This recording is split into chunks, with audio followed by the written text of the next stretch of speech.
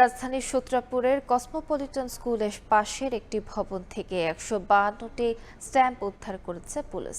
বুধবার দিবাগত রাতে অভিযান শেষে এ তথ্য নিশ্চিত করেছেন নির্বাহী ম্যাজিস্ট্রেট আদনান জুলফিকার।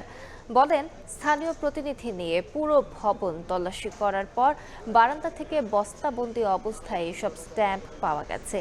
জব্দ স্ট্যাম্পগুলো সূত্রাপুর থানায় নিয়ে যাওয়া হয়েছে বলে জানান তিনি। এ সময় নির্বাহী ম্যাজিস্ট্রেট বলেন, নির্বাচনী সময়ে যেন এ ধরনের ঘটনা না ঘটে সে বিষয়ে ভবন মালিককে সতর্ক করা হয়েছে।